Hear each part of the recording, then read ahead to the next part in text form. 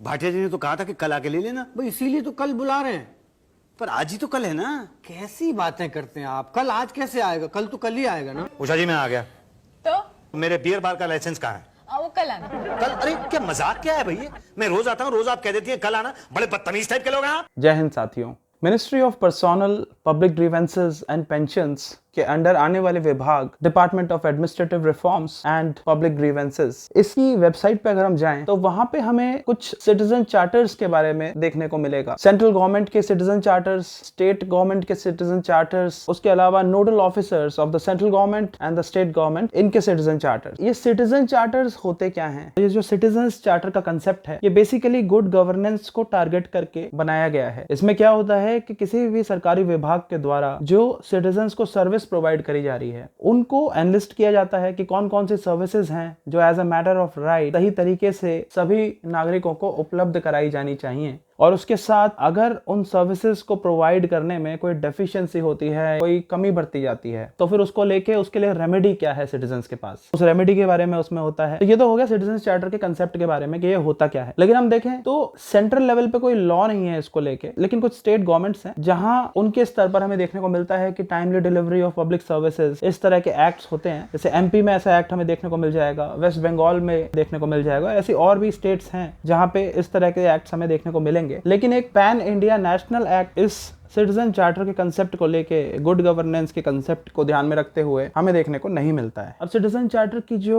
Utility है, इसका main purpose है वो क्या है? इसका मेन पर्पस है सिटीजन्स को सर्विसेज एफिशिएंट वे में प्रोवाइड हो। ये तो बात होगी थ्योरेटिकल। अगर प्रैक्टिकली देखें तो कोई भी नागरिक जो अपने अधिकारों को लेके सचेत नहीं है, जागरूक नहीं है, अगर वह किसी सरकारी विभाग के दफ्तर में जाता है तो सभी को पता है उसके साथ किस तरह का व्यवहार होता है, कितनी दिक्कतों का उसे सामना करना पड़ता है अपने किसी भी काम को पूरा करवाने। सरकार अपनी तरफ से क्या कर सकती है, केंद्र सरकार हो या राज्य सरकार हो, वो अपनी तरफ से पॉलिसी ला सकती है, योजना ला सकती है, लेकिन उसके क्रियान्वयन में जो मुख्य भूमिका होती है वो तो उस दफ्तर में, सरकारी विभाग में बैठे हुए अधिकारियों की होती है। उनके ऊपर पूरा दायित्व होता है कि अगर वो अपने कर्तव्यों का निर्वाह सही तरीके से करेंगे तभी सरकार की जो योजना है या सरकार की जो पॉलिसी है वह सफल हो पाएगी। तो आम आदमी को जो सरकारी विभाग में कठिनाइयों का सामना करना पड़ता है, सिटीजन चार्टर के आने के बाद भी ये समस्या दूर नहीं हुई है। सिटीजन चार्टर आपको गारंटी देता है सरकारी विभागों के द्वारा उपलब्ध कराई जाने वाली जो सेवाएं हैं उनको एनलिस्ट किया जा रहा है, और अगर वह पूरी नहीं होती हैं तो उसके खिलाफ ग्रीवेंस रिड्रेसल मैकेनिज्म है, वहां पे जा सकते हैं। लेकिन ये जो ग्रीवेंस रिड्रेसल मैकेनिज्म है रोबस्ट नहीं है और इसमें बहुत समय लग जाता है, और आम आदमी को तो इनके बारे में कुछ पता भी नहीं है। अगर ये सेवाएं सुलभता से उपलब्ध ना हो तो फिर कहां पे जाया जाए। तो यहाँ पे हम देखेंगे कि लेजिस्लेटर्स एक बहुत ही इंपॉर्टेंट कानून लेके आए थे, राइट टू इन्फॉर्मेशन एक्ट। तो जहाँ पे सिटीजन चार्टर फुलफिल नहीं करता है गवर्नमेंट के पर्पस को, तो वहां पे आरटीआई एक पोटेंट टूल के रूप में हमें देखने को मिलता है। आरटीआई के तहत क्या होता है कि अगर किसी भी विभाग में आपकी समस्या का निदान नहीं हो रहा है, किसी सेवा के लिए आप किसी सरकारी विभाग में जाते हैं और वहां पे वह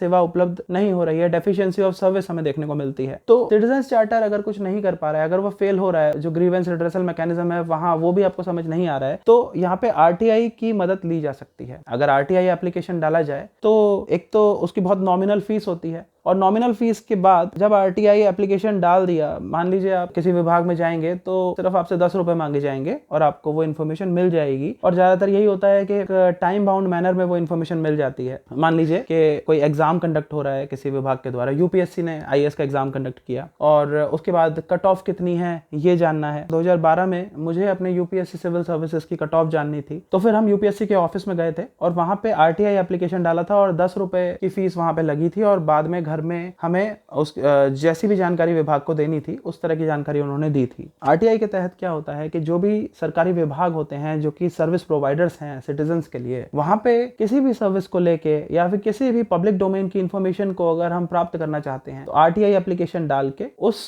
इंफॉर्मेशन को प्राप्त किया जा सकता है, और वो टाइम बाउंड मैनर में आपको प्रोवाइड कराई जाएगी। और इस एप्लीकेशन के बाद भी अगर टाइम बाउंड मैनर में वो प्रोवाइड नहीं कराई जा रही है, जो एक नियत समय है, मान लीजिए 30 दिन, अगर वो भी पूरा हो चुका है और जो इन्फॉर्मेशन आपने मांगी है वो नहीं प्रोवाइड की जा सकती है, तो विभाग आपको अपनी मजबूरी बताएगा और थोड़ा सा समय और मांगेगा। ये एक संभावना हो सकती है जो कि रीजनेबल है। लेकिन अगर विभाग उसमें कोई कोताही बरतता है, उसके इसमें स्टेट इन्फॉर्मेशन कमीशन के पास हम जा सकते हैं अपनी शिकायत लेके। तो स्टेट इन्फॉर्मेशन कमीशन और चीफ इन्फॉर्मेशन कमिश्नर, इनके जो ऑफिस हैं यहाँ पे हम एप्लीकेशन डाल सकते हैं, यहाँ पे शिकायत डाल सकते हैं इस बात को लेके कि आरटीआई के तहत जो हमारा एप्लीकेशन था उसकी मांग को पूरा नहीं किया गया है, वो इन्फॉर्मेशन हमें प्रोवाइड नहीं करी जा रही है, विभाग उसमें कोताही बरत रहा है। तो मैं समझता हूँ कि जो ये गुड गवर्नेंस यानी कि सुशासन का एक सिद्धांत है जिसमें बात करी जाती है ट्रांसपेरेंसी की, अकाउंटेबिलिटी की, और उसके थ्रू गुड गवर्नेंस को पाने की जो बात होती है, तो उसमें सिटीजन्स चार्टर सरकार की नीयत को दिखाता है कि सरकार चाहती है कि नागरिकों को जो सेवाएं उपलब्ध करानी है वो सही तरीके से और समयबद्ध तरीके से उन्हें उपलब्ध हो। लेकिन सिटीजन चार्टर होने के बाद भी किसी को कोई दिक्कत आ रही है या फिर हर स्टेट में सिटीजन चार्टर होता नहीं है, तो जहां पे सिटीजन चार्टर फेल हो जाए वहां पे आरटीआई को इस्तेमाल किया जा सकता है एक पोटेंट टूल के रूप में, और यह सुनिश्चित किया जा सकता है कि जो सरकारी विभागों की कार्य प्रणाली है वह पारदर्शी हो, और अगर कोई अधिकारी वहां पे कोताही बरत रहा है अपने कर्तव्यों का निर्वाह करने में तो उसकी जवाबदेही वहां पे बन जाएगी, और इसी के माध्यम से हमें सुशासन नागरिकों के लिए उपलब्ध होता हुआ दिखता है। Transparency through the medium of accountability leads to good governance. धन्यवाद।